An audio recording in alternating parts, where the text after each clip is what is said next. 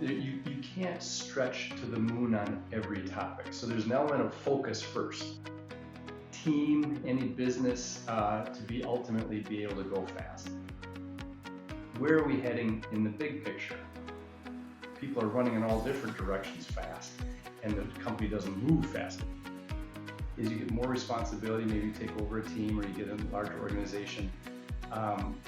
Hopefully you learn and you start practicing more and more that you're actually going to get better results, faster results, a more excited team if you can bring them along through questions and not being the problem solver yourself on everything.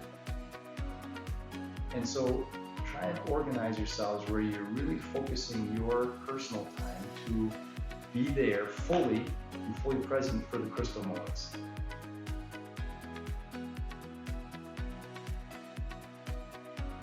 Welcome to the Cultivating Leaders Podcast. I'm your host and curiosity captain, Nicole Ursig.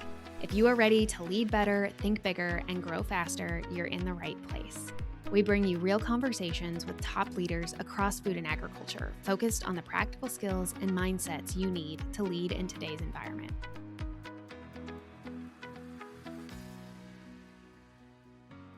Today's guest is a leader known for setting bold visions and building teams that actually deliver on them. Eric Hansotia, Chairman, President, and CEO of AGCO Corporation, leads a global organization focused on advancing the future of agriculture through innovation, technology, and a farmer-first mindset. Throughout his career, Eric has been recognized for setting ambitious goals, driving operational excellence, and leading teams through complex transformation. If you're leading people, setting direction, or trying to turn strategy into action, this conversation will challenge how you think about goals and execution. Welcome to the pod, Eric. Well, so great to be here with you, Nicole. I just love talking about agriculture and leadership and what we can all do to make it better. Oh my gosh, well, you're in the right spot then. This is the podcast to be on. So glad you're here. Okay, so I always ask guests, what did I miss from your bio? Like if I was someone who was, I'm just tuning in, maybe I've stalked you on LinkedIn. What do I not know yet about Eric?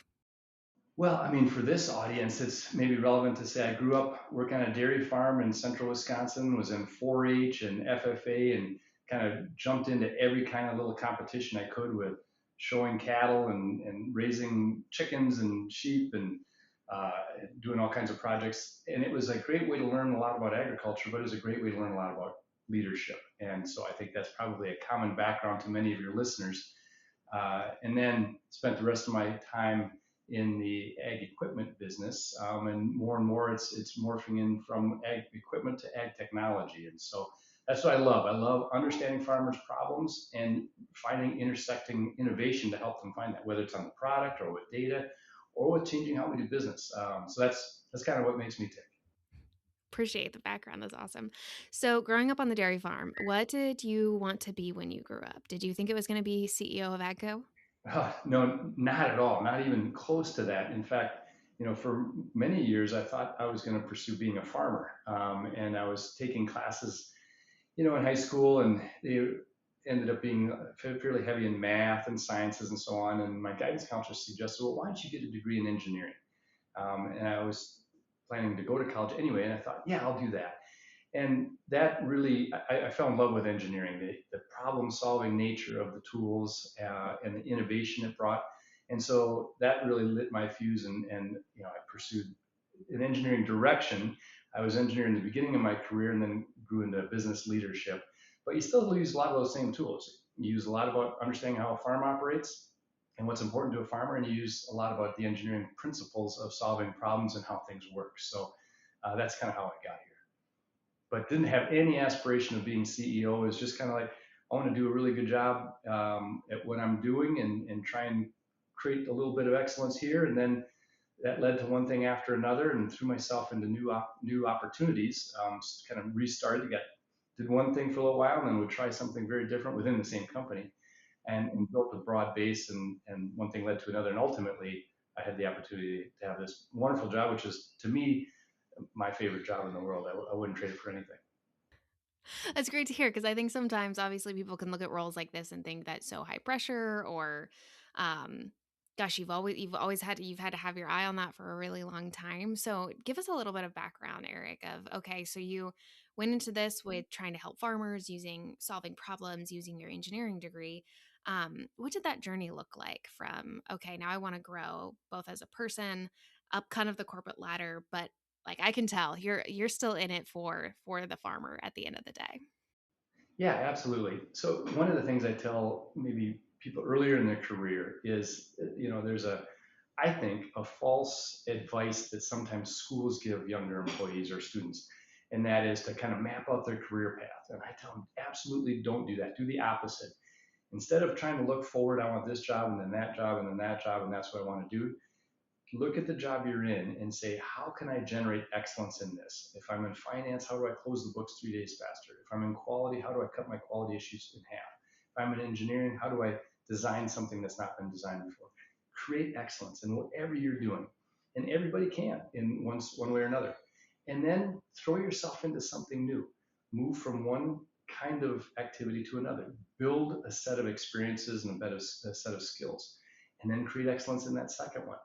And if you do that time after time, then pretty much you get a reputation of that, and people say, well, we want this person to take on more and more responsibility, and opportunities open up. It's a much better way to grow yourself and to build a team around you than to try and map your career. In fact, there's a quote that is on a plaque that I still have in my office. I got from my roommate, my best friend, when I was going to college.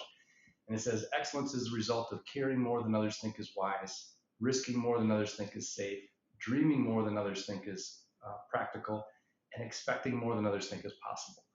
And I've tried to live that way, and I've tried to lead that way. I think it's been something that's resonated for me, and hopefully it'll spark something for others as well. Yeah, I love that. You actually stole my next question because I was going to ask, how do you define excellence? But I love that you've got a plaque that you can see every day right there in your office. Yes. Have you always been an ambitious person? I'm curious about that. I would say yes. I mean, when I look back to my days in 4-H or my days in FFA or sports or other things, I always looked to do a couple things. And I didn't think about it at that time, but when I look back on it, there's an element of leadership of when there's a group standing around or trying to figure out what to do. I tried to rally the crew and gather up the ideas and establish a path forward. And so I think there was an element of leadership that was a little bit naturally there, but was groomed over time through those organizations. I think they do a great job of putting you in situations, public speaking, all kinds of different skill building activities to build your confidence and build your skill sets. So yeah, I think I've always had ambition, but I'm happy. I think that as I look back, I tried to channel that ambition into what was right in front of me and not kind of look out too far down the road. So, would you say, is setting ambitious goals, is that what helps you with your, like, as you think about your personal career trajectory and also the teams that you lead? Is setting ambitious goals a key to success? Or um, how do you know when to stretch yourself enough there where, like, maybe I'm getting too far ahead and pie in the sky versus like pushing myself hard enough that that feels maybe just right enough out of reach? Well, I think there's a couple things in your question. You can't stretch to the moon on every topic. So there's an element of focus first and saying what really matters, what's going to really make a big difference to farmers, what's going to help our company get stronger, what's going to help our team feel more energized about what they're doing. So depending on the topic, you say, well, what's the big thing right now? And on that big thing, let's think big. And so I really like setting on the most important topic a transformational goal as opposed to a evolving goal. So a transformational goal, most of the team, including myself, often doesn't know exactly how to get there. So it's a big stretch. And what I like to use is something called right to left thinking instead of left to right. So a traditional evolving goal will be left to right. Now, the reason I say that is people read left to right. They read one word and then the next word and the next word. So it's kind of a natural evolution of where I've come from. So that's left to right. But right to left means I need to jump out into the future. Maybe it's a year away, maybe it's 3 years away, and say, what does the world look like that we're setting our aspiration to achieve out there? We say, is that exciting? Yes, that's an exciting place. Great. Now, if we get everybody rallied around that spot, like now let's work our way back from that spot to today and figure out how to put the actions in place to get there. So that's right to left. Jump out into the future, having no idea how to get there first, but getting excited about that outcome and then building the plan to achieve it. Recognizing that you may not have every, there's a river to cross. You may not have every stone to find to get across the river. But if you get enough of them, you can say, well, let's get going and we'll figure the rest of them out on the way. So it's having some stretch remaining and not have everything predefined is reality in today's world, because it's largely about speed. I'm a big believer that speed beats slow, not big beats small or small beats big. I think it's all about speed. And so setting big aspirational goals, quickly getting the team around it, and then quickly making progress toward that goal is some of the keys to success. Oh, I have so many questions in there. I want to come back to the speed one, especially as we think about scale. But I'm curious, from a setting that transformative goal, how many transformative goals can I have, either if, like, let's say I'm a leader of a division or a business unit, or from your perspective, as you think about, like, how many transformative goals can AGCO truly have at one time? So AGCO can have a small number of them. Any given group probably can only have one, maximum two, but generally one. Focus is so critical. So to go fast and to really get everybody focused and aligned and marching together, having one primary goal for that group is best. But now everybody doesn't do the same thing in a big company, and so you could have the product development group trying to set a stretch goal and a breakthrough improvement on that side, and then those customer acquisition group maybe doing something different and stretching themselves in that direction. So you can manage a few of them. At the beginning of the year, if I get tactical about it, I create a little table and I say, you know, one goal is always about people. So we all share that. I'm talking about for my senior leadership team, where we start. One goal is about people. And then one goal is about business results. So those two are standard every time. And then you have 2 or 3 columns for transformation. Now, it could be that you're finishing up the last one and you're starting the next one, or you're supporting someone else. So you don't always fill all 3 boxes in, but there's 3 spots there. And then what I like to do is look for linkage, where the engineering group maybe is needing to support the purchasing group and redesigning for a new supply base or something like that. So I get that matrix and the whole team builds that together just before the beginning of the year. And then we use that to cascade through the organization, say everybody's goals should feed up to these. So what that tells you is it forces focus. It forces a real concentration on the things that really matter the most right now. So you have a framework for focused goals, and what you said though about speed is that speed is what wins, and it doesn't matter necessarily scale. So, as someone who leads a very large corporate organization, tell me how you maintain speed, because I think bigger organizations often have a reputation for their big ships. They turn slowly. You can't move as fast, sometimes even internally, right? Like, it's hard to get things done here because there's so many layers of red tape or things like that. Well, there's a few elements I would suggest that you need to have in place on any team, any business, to ultimately be able to go fast. And it creates some homework up front. So first of all, you all have to agree, where are we heading in the big picture? What is our aspiration? So some people call it a purpose. Then in a shorter term, that's the purpose of the company for multi-years. Then the goals for that year. So you got to define the destination and work on getting everybody rallied around that. It's like we understand what it looks like. We understand how it's different than today. We understand how we're going to measure it. We understand some of the elements on how to get there.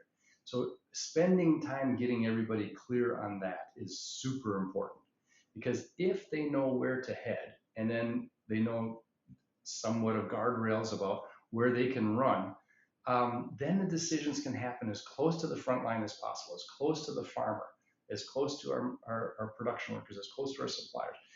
That's where all the detail is, and things are happening real time, and you want it to be able to push as many of the decisions to those frontline folks, so that you can be fast. And in order to do that, you just got to have everybody clear. If you have no plan and no direction, then people are running in all different directions fast, and the company doesn't move fast, because it's like everybody rowing in a different direction in a boat. that doesn't work very well. The boat only moves fast, no matter how fast you're paddling, if we're all paddling in the same direction. Getting everybody focused on a direction, I think, is really clear, key. Um, Getting them clear on decision rights, things like that, getting them clear on their guardrails. I have a saying that I like to use in the company. It says success equals P times A. And I'll unpack that means. The success of any transformation or change effort is the product of how strong is the plan, that's P, let's give ourselves a score of 1 to 10, multiplied by how strong is the A, the acceptance of the organization, the acceptance of the group.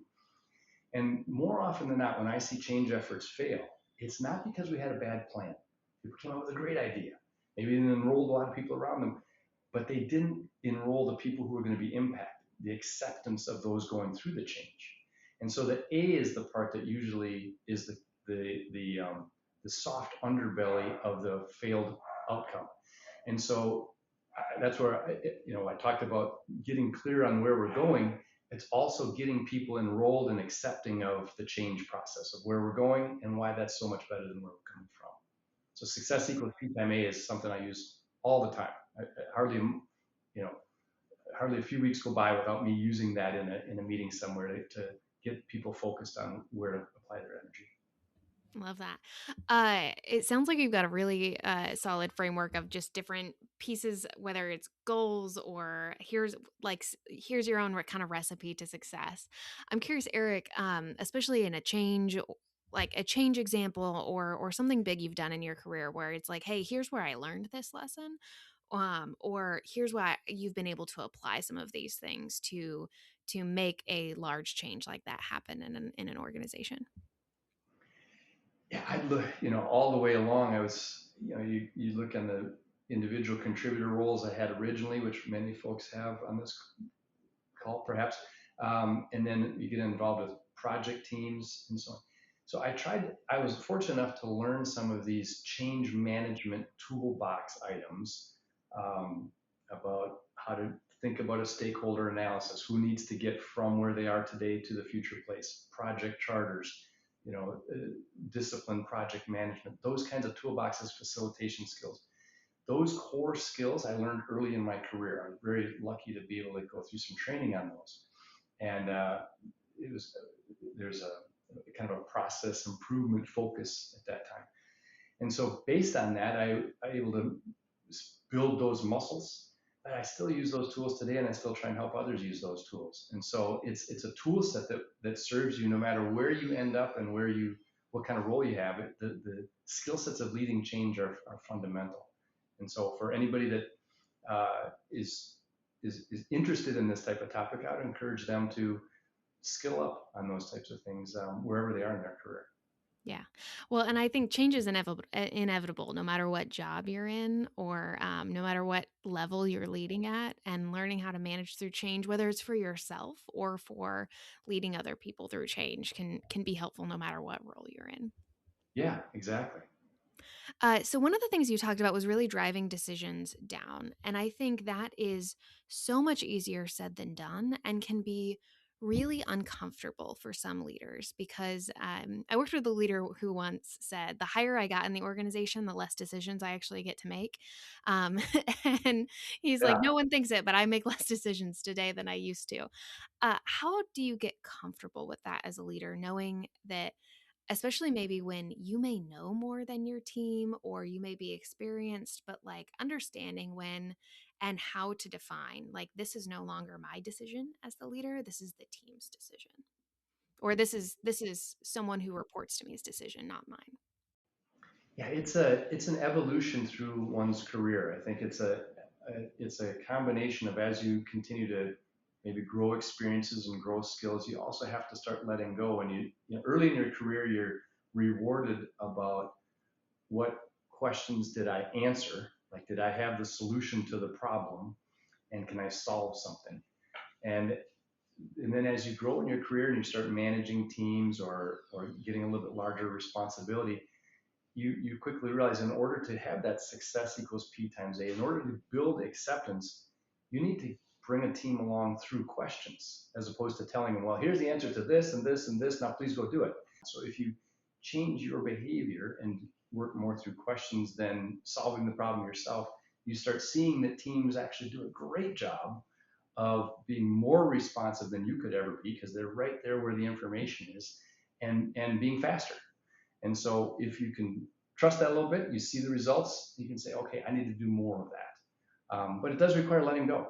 That can be really scary, I think, sometimes for leaders. And I'm curious your perspective if you struggled with this at all, and you can tell us that you didn't, but any fear of having to trust, especially high stakes decisions to other people when you're the one accountable for what the outcome is, right? Like, again, and the higher I think you go in leadership, the more pressure there is on some of this kind of stuff. But how do you overcome that fear of trusting someone, even if you do trust them and you appreciate that them as an employee or a team member, but someone who's dealing with really high stakes decisions and saying like, "Hey, I got to back out of this and I can't be involved." That's they're gonna take it and handle it.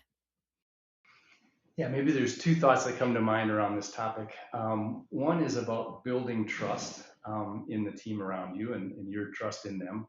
And then the other one is about practicing the different behaviors yourself. So let's tackle both of those. Let's start with tackling the evolving your own behavior. You know, when you're starting off in your career, you're typically rewarded by being a problem solving, having the answer, knowing the solution yourself. And so you're like, ooh, nice job, Sally, nice job, Tom. And you sometimes get rewarded for that. But then as you get more responsibility, maybe you take over a team or you get in a larger organization, um, hopefully you learn and you start practicing more and more that you're actually going to get better results, faster results, a more excited team if you can bring them along through questions and not being the problem solver yourself on everything. If you just tell them, hey, here's the problem solutions to this and this and this, now please go do it, um, they become just doers of what you told them. And when the world around them changes, they keep going down the path that you told them when really they needed to pivot. Whereas if instead bring them along through a series of questions, they learn the why. They have gone through the discovery process of arriving on that path. And now they understand the ultimate why. So if the world changes and the conditions change, they can pivot and take different actions. And if you practice that as you're coming up through the organization or through your career, you start realizing, wow, these are way better outcomes, way faster outcomes, and the team enjoys it a lot more. So I would encourage you, practice it on the lower impact topics, practice it frequently. And sometimes you get it right, sometimes you get it wrong. Sometimes the team gets it right and wrong. So you can practice those behaviors and try and fine tune it so that when that big one comes along that you're referring to, you've already built up the muscle to maybe do it a little bit more skillfully. And the second one is about trust. And it's a little bit parallel path that, trust is built through kind of three layers, I think. The first one's benevolence. Like, they need to know that you care about them. Secondly, it's about honesty. They need to know that you're going to do what you said you're going to do. And then finally, you get to the competence of, can I do this well? Can I deliver results? But you have to build those first two building blocks before you get to the competency. And so if you can build a climate of trust among your team, along with these kind of adoption of these different principles of more questions than giving them the answer, I think then you find that it's a multiplier, that you're getting a lot more decisions made, you're moving at a lot faster pace, and the team is developing and growing around you. I mean, one last thing to thought about. The other element is, I kind of talked a lot about results and maybe a little bit about trust too, but inherent in all of that is what kind of culture are you creating around you? If you are a results person, whether you got there through answers or questions, but you didn't really care about the people around you, you get that reputation. So then the next time there's a project that comes along, if you're just the results guy or the results gal, nobody really wants to join that team. Whereas if you're the person who's developing the team around you, helping them understand the why, giving them the autonomy to make decisions, allowing them to go fast, fail sometimes, and help mentor them through that, you're like, wow, I'm a much better leader when I joined his or her team than when I started, than at the end than when I started. And I've grown myself. I enjoyed the journey. The next time that a project comes up with that leader, I want to be on that team. And suddenly you have all the best and the brightest trying to join you. So there's the element of the tools creating it, but then just the ability to draw great talent is maybe a side benefit that is another multiplier. And if you can string these together, that's what makes you, a more powerful leader than you could ever be on your own. Absolutely. So, how do you decide, Eric, what decisions you keep as CEO? What ones still land and are your responsibility versus what you driving the decisions down either to the level of the customer or deeper within your team itself? Maybe two thoughts there. One would be there's this phrase, do what only you can do. And so there's a number of things I can do or you can do. And and I could end up doing, and many of them I kind of enjoy doing. So you end up going down that path. But if you run through those things with a different filter and you say, what are the ones only I can do? Now, maybe it's because I have access to different information. I have access to different perspective because I've had discussions with the board or a supplier, whatever it happens to be. Like, I need to make that one because nobody else has been in the intersection of information or whatever. Those are the ones I have to call, or they have such an impact to the long-term um, direction of the company, and that's really my purview as opposed to any of the individual business leaders. So I try and zero in on spending my time on those things only I can do. Now, that's the primary filter. Then there's also other things where I'll dive in to a given business area and try and help with a reset, which a little bit falls in that same category. Do the things only you can do. But there may be a business that's going along fine, but then I'll try and step in and say, hey, have we thought about where's our next breakthrough? And my job is to help lift their eyes instead of kind of looking down at the ground at what's right in front of us. Every now and then figure out when it's the right time to lift their eyes up and say, where's the next breakthrough? How do we create a whole different outcome for our farmers? It could be on product, it could be on distribution strategy, it could be how we help them with data and all those things. So I'd say those are the two primary things. And then the third one is talent. I spend a lot of my time trying to mentor the existing talent and groom the future talent to make sure we've got a pipeline several layers deep with the rest of the leadership team that we're grooming and help giving them different experiences, training, mentoring, teaching, coaching, like people did for me, to help them continue to grow. That's awesome. And it's such a cool perspective to hear. So, as you think about driving decisions down, that also doesn't work without creating accountability and ownership. So, how do you do that with your leaders, right? Because if they're owning the decision, obviously, as the head honcho, right? Like you're ultimately responsible, but like they take the responsibility themselves because they made the call. So, how do you create a positive culture around accountability and truly owning at either areas of the business or ownership in your job and the decisions that you get to make? I'd say probably two things. One is broader and one's more specific. The broader one is setting the culture. So as a leadership team, we established the culture when we reset the strategy when our team came in. And we focused on three things. We want to be the most farmer-focused company in the industry, and think of everything through the lens of what makes the farmer more profitable, more successful, easier to do their job. Number two is team up. And so instead of optimizing manufacturing or optimizing Brazil from the Brazil team or the manufacturing team, we want to optimize the company first. And so working across functions, across geographies to make sure we're optimizing the whole. And then the third one is probably the hardest one, and that's speak up. And essentially, we want to be able to raise a challenging topic respectfully and debate respectfully, so you can raise risk ideas, build on someone else's idea, challenge the status quo, all of those types of things. But the mixture of those three is really powerful. Everything we're all on the same side of the table. We're not on you and me. We're all on the same side of the table trying to serve the farmer. We're trying to do that in one team, so they don't care about departments, they don't care about functions or business. They just care about what we gave them and how it all works together. And then how do we make sure we keep challenging ourselves? That's the way to be innovative and fast. So setting the culture, constantly reinforcing that, recognizing people when they do it well, mentoring people when they don't have it quite right, is the first category. And then the second one is probably about, again, getting people clear on the objective. So we talked about the outcome earlier, whether that's in the purpose or in our annual goals, but I'll maybe bring one more thing. There's a difference between, if you picture the image of, there's the game on the field, whether that's football or baseball or soccer or whatever, and then there's the scoreboard. Those are two very different things. In order for the team to do well on the field, they have to understand the scoreboard.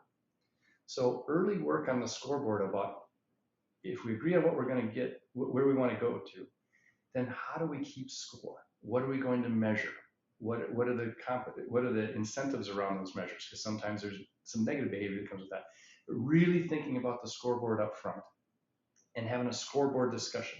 Now, the scoreboard doesn't change what happens on the field. It just enables the team to understand how score is being kept and what they need to do to win. So it's not going to change the game on the field, but it enables the team to go. So there's a difference between a scoreboard discussion and a team playing discussion, how you help the team succeed. But working on the scoreboard up front, it provides clarity and provides focus. I like that. How do you define the scoreboard? Like, I'm curious, and I feel like it can look different at different levels, but maybe for like, what's a scoreboard going to look like for yourself, but also maybe different layers of leaders in your organization? Again, it's about focus. So it's a few number of measures that everybody can remember. And I'd like to be able to walk down the halls and say, hey, Nicole, what are our three big things that are in your area? And you can hit bam, bam, bam. And you say, where are we relative to our goals? And you're like, well, we're here and we need to go there. Great. Everybody needs to be able to internalize that and remember it. Ideally, it's a integration of various items. So there should be something for the farmer, something for the employee, and something for the investor at the top of the company. But then as you go through, it's also that way. And then as you get down into the organization, you'd like to have some leading indicators and some lagging indicators. So sometimes lagging means it already happened and what was the result. So that may be the financials or our warranty results or something like that. It already happened. What you'd like to do is have some leading indicators to say, if we do these things, we're going to get a better result. So if I work on changing this activity, that will lead to better financials or better quality results or something like that. So few measures and then a mixture of leading and lagging. I like that. Sounds like you've maybe read 4 C's of execution. Yes, exactly. Book plug for anyone who's listening. I did not love reading it, but it talks about everything that Eric is talking about right now. Yes. Also a recommendation from one of our other podcast guests that we have had in the past. Shared it with somebody yesterday. So it's great, timeless principles. So good, good, Yes, good. yes. I had an executive early in my career hand it to me, and he's like, "This is like you got to read this book. It's great." And it was. I learned a lot, and it was very much worth the read. That time in my career, I was very creative, and so it was a very boring business read. But I can look back and be like, "Oh man, those were the things that he was talking about. Here's how it applies now." Very good. I agree. I think they're timeless. Yes, absolutely. I've got one on the shelf somewhere here, a version of it. So Eric, you've talked about a lot of the different things that are keys to being successful at AGCO and the ways that you create frameworks for leaders and kind of your culture. So I'm curious from your perspective, what is the kind of leader that you are looking for? You talked about part of your role being talent development. So who's the kind of person that you would look to develop or that you are like, this is the kind of person that I want to grow in my organization? Yeah, some of the attributes when we're asking about that person, I'd like them to be known as a problem solver, a team builder, someone who's got resilience. So they faced adversity and they came through it. So sometimes people haven't. I love to see actually a setback and then a recovery. So and then how did they treat people around them? So those are some of the elements. There's a culture I look for. Another model I like to talk to people about is a bullseye. So there's an outer ring, a center ring, and a middle ring. And the outer ring I call the circle of concern. The inner ring is the circle of control, and the one in between is the circle of influence. And there's certain people that just get stuck in that circle of concern. And essentially what that means is, like when you go to a party or block party or something like that, and you mingle with different various people, what are the first things that usually get discussed? Well, it's politics and sports and the weather and things like that. And it's usually the negative side. Oh, my politician did this negative thing. Oh, it's probably going to rain. Oh, my sports team lost. And you can just wallow in that. And there's no, you really can't do much about those things. Whereas I love people who will take that topic and drive it into the circle of control. And so you say, well, I can't control if it's going to rain, but what can I do? I brought an umbrella, or I've planned for an indoor venue or something like that. And at minimum, you can at least influence. So this whole notion of I control my destiny, I control the environment around me, and I have an attitude like that. That's energizing. That brings people along. The other one actually drags people down. If you just have complainers and people in the circle of concern all the time, it's kind of it saps the energy out of the team. So that's maybe another dimension that doesn't show up so much on profiles as often. But that's you get a reputation one way or the other, and I like to foster people moving in towards circle of control. It's much more motivating. Yeah. How do you coach people who, like, let's say, are really passionate about the work that they do, right? So I think you said one of your pillars of culture, right, is being the most farmer focused organization. Maybe I'm someone who's really passionate about farmers and I work in your organization and we've talked about a culture of accountability and I'm frustrated and I think we could do better. And I'm in that area of concern. But I maybe don't realize it because I have all of these like ancillary things, right? Like the intention behind it is good.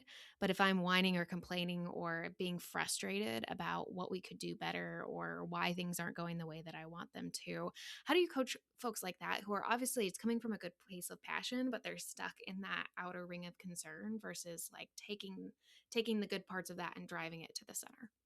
Yeah, I'm not sure there's an exactly the right way, but I can share with you a story that I think about. So I, there's a group in our organization that is just fantastic. I mean, there's lots of groups that are fantastic, but I'll just talk about this one experience I had. So I was meeting with a group of engineers, and then later in the day, I was meeting with a group of salespeople, and I heard that they were dissatisfied. And so I went in the room, sat with them, and said, "Hey, let's talk about where things are at. How are you feeling?" Da da da. And it started down this circle of concern route. And so I'm like, okay. And I just listened for a while and absorbed and let them go. And they like energy and this is wrong and this is holding us back and da da da. Okay, yep. And I just wrote them all down, showed that I was listening and I was hearing it, and then after a little while, people needed to just get that off their chest. So I didn't feed it, but I showed them through active listening that I wasn't dismissing it. And so then we kind of got to a natural pause and say, okay, these are all legit. This is exactly how you feel, and I understand that. We don't want to stay in this list very long. So are there any of these that we can do something that we can change? Can we change the outcome on any of this list? Let's just pick one. And so we picked one, and then one person said, "Well, if we could do it," and I think I started it. I think I said, "Well, what if we did this? This change. What if you participated?" Okay, and then it started working around the room, and it started spiraling back up. So the beginning of the meeting started spiraling down. Paused. I kind of nudged it in the right direction, and then it started spiraling up. And I said, "Okay, let's take one more." And it started spiraling up. And then I paused and said, now let's observe what happened here. We were in, and I drew the circle of concern, circle of control.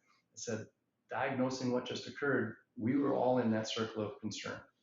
You figured out a way to get out of that and get in the circle of control.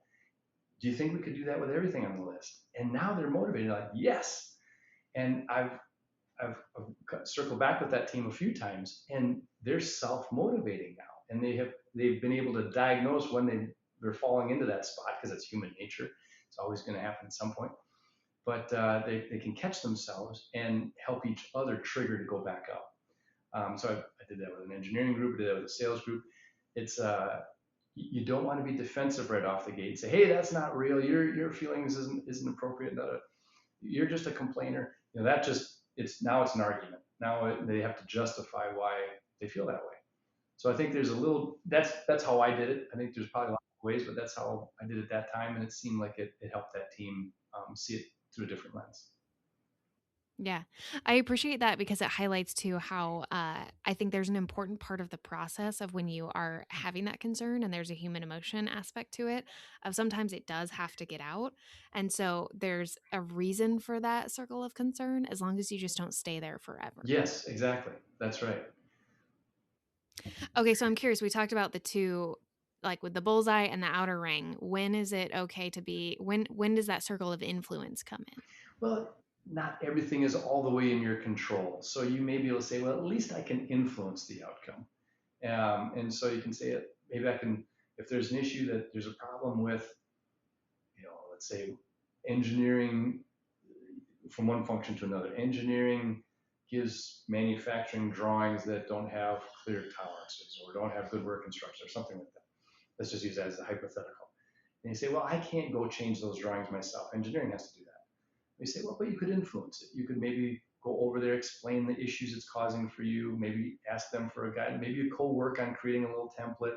Now you've influenced them. They're still in control, but you've influenced them on giving a different perspective and maybe a different approach to that will help out your situation. So you may not always be able to control it, but you can almost always influence it. Yeah, I like that. So it may not be in your control, but there's always something you can do. And so even if you don't control the decision or the outcome, okay, that's when you move to influence. I like that. Yeah, perfect. Yeah, well said. Awesome. Okay, Eric, we are going to move into a segment that we call rapid fire, and it's where you do your best to answer in short, quick answers, and I do my best not to ask follow-up questions. Okay. Okay, so Eric, what is one word you would use to describe a great leader? Inspirational.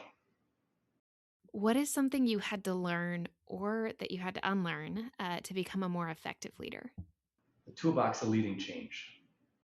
What is a belief about leadership you've changed your mind on?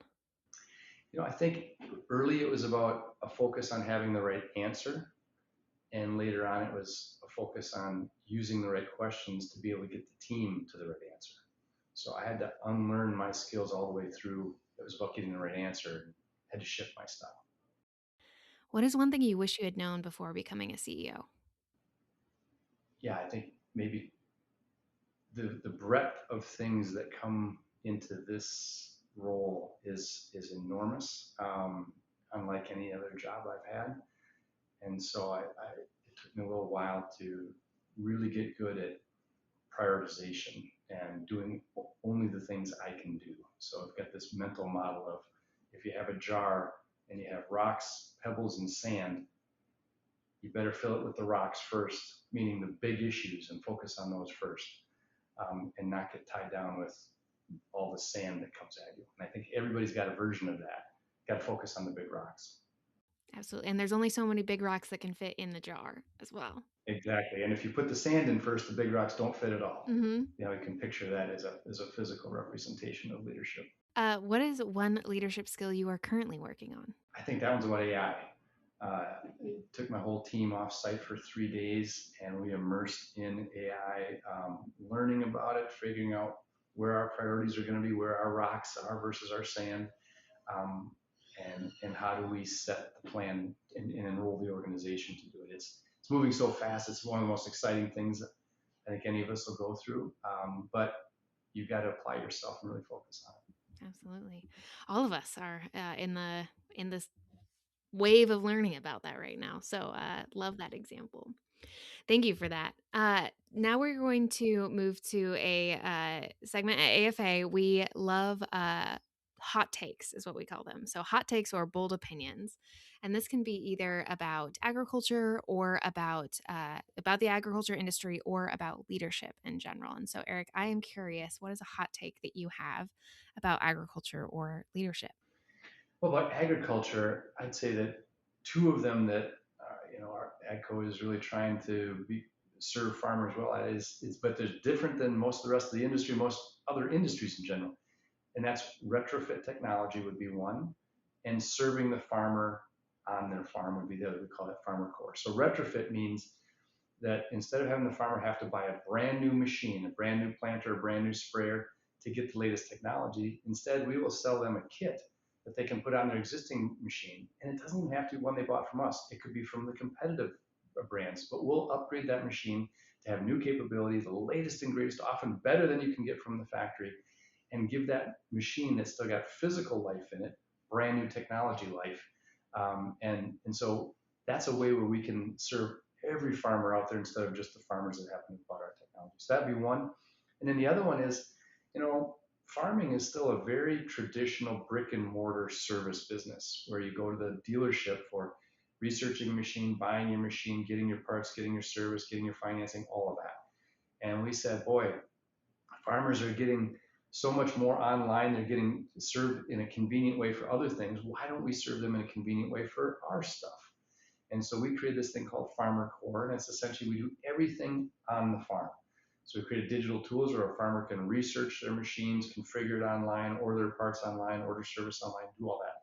But then we remotely monitor the machines, and when there's maintenance to be done or service to be done, we come out to the farm and do it on the farm. We don't have the farmer come to the business comes to the farmer. And so those are both breaking the mold, not only within agriculture, but Mercedes doesn't design technology for BMW.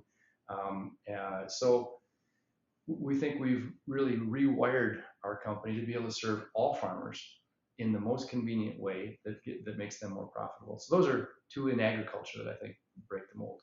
I like that. I was like, I'm not sure that's a hot take. And then I realized in the context of what you're talking about, yes, it's innovative, it's bold, it's different than the way that other people are working in agriculture. So I appreciate that. That's Yeah, different than any other hot take we've had. And it's really applied as a business strategy, which I think is cool. great. Okay, Eric, we are about to wrap up, but I just wanted to double check with you. Is there anything that we didn't get to cover or didn't get to talk about that you wanted us to, or anything else you want to add? Maybe we talked a lot about business and leadership and goals and all those kinds of things, and I love that. And you're obviously a student of that and an expert in that. So this has been a great conversation. Maybe one last little nugget for people is separate from business results is about how do you keep your own balance, your personal balance. And so one of the things my family and I talk about are the difference between rubber moments and crystal moments. So you think about a rubber ball and a crystal ball. The rubber ball may be one of my daughter's 20 tennis matches or one of my son's 20 soccer matches. If I miss one, we can bounce back. It's okay. A crystal moment is a very special thing that if you drop it, it shatters and is lost. So that's graduation ceremony or the final match of the season or the one against that one school that we always have a battle against. And so try and organize yourselves where you're really focusing your personal time to be there fully present for the crystal moments. And if you prioritize, just like those rocks on your business goals, you have your rocks on your personal things. Manage your calendar, manage your priority, really look out into the future. I've already got several things scheduled into 2027. And I'm always trying to be out there in front to make sure I can protect the crystal moments whenever we can. Now, you don't hit that 100%, but you create a message to your family, to your friends that says, hey, I'm doing everything in my power to plan for those and be there for those. And because that's where life memories are really made is in those crystal moments. And so I think they're so important that you want to protect them. And at the end of your time, or at the end of the year, or end of your career, you can look back and say, you know what? We were together for those crystal moments, and I'm so thankful I was. You're not going to wish you were at one more meeting. You're going to wish you'd missed one less crystal moment. So prioritize them and manage your time accordingly.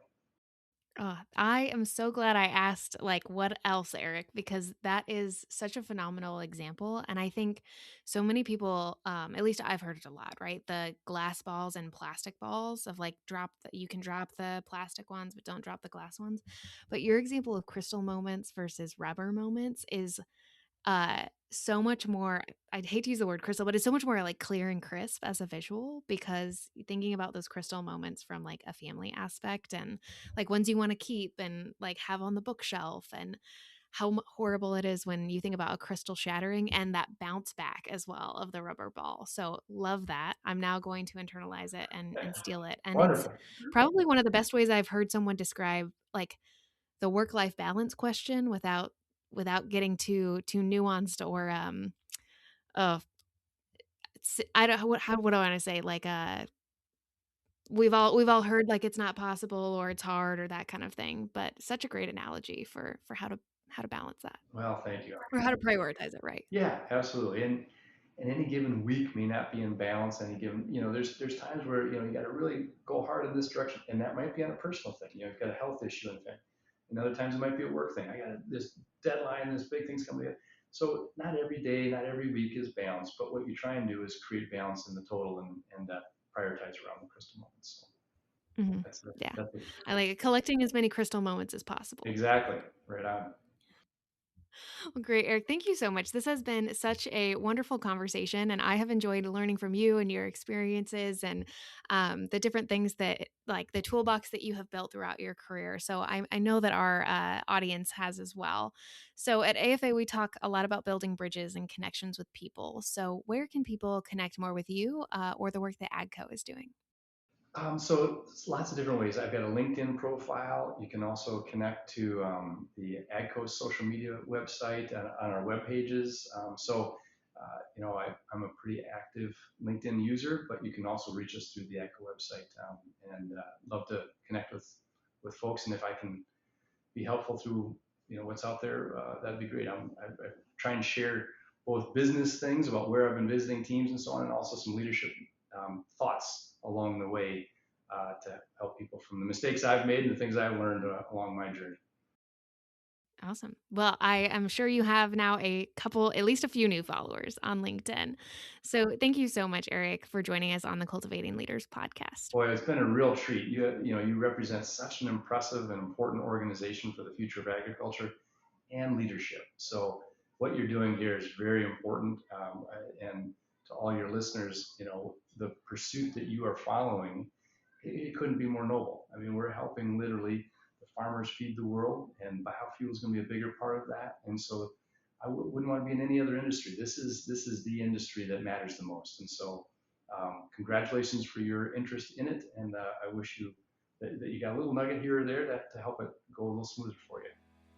Thanks for listening to the Cultivating Leaders podcast, where leaders grow. If this episode challenged your thinking, be sure to share it with someone else who is on a similar leadership journey. You can stay connected with the Cultivating Leaders podcast by following Ag Future America on social media or drop a comment in the episode description. We'll see you again on the next episode.